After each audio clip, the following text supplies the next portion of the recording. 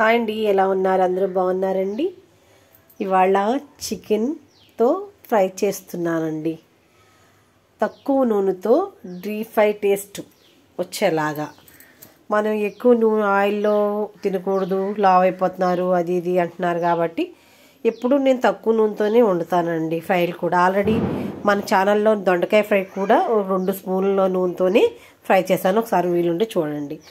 Chicken అండి, మొత్తం మ్యాగ్నేషన్ చేయడానికి ఉప్పు, కారం, పసుపు వేసేసి అల్లం వెల్లుల్లి పేస్టు, కారం అవన్నీ వేసేసిన తర్వాత పుదీనా, కొత్తిమీర కూడా వేసుకోవచ్చు. మన టేస్ట్ ఏ ఫ్లేవర్ కావాలంటే ఆ ఫ్లేవర్ లాగా అది ఎక్కువ వేసుకోవడమే. నెక్స్ట్ ధనియా పౌడర్ అండి.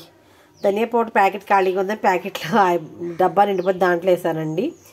అది కొట్టు మీద కాదు, నేనైతే ఒక 1/2 కేజీ ధనియాలు తీసేసుకుని ఆడిచ్చేసుకుంటానండి.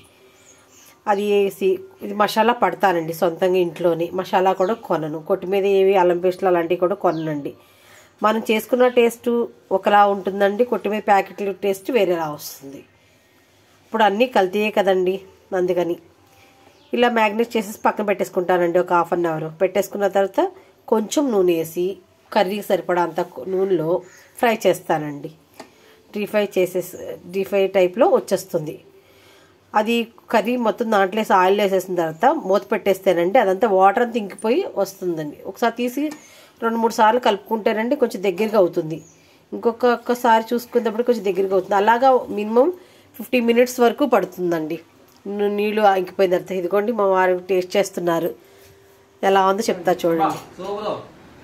సూపర్ అంటే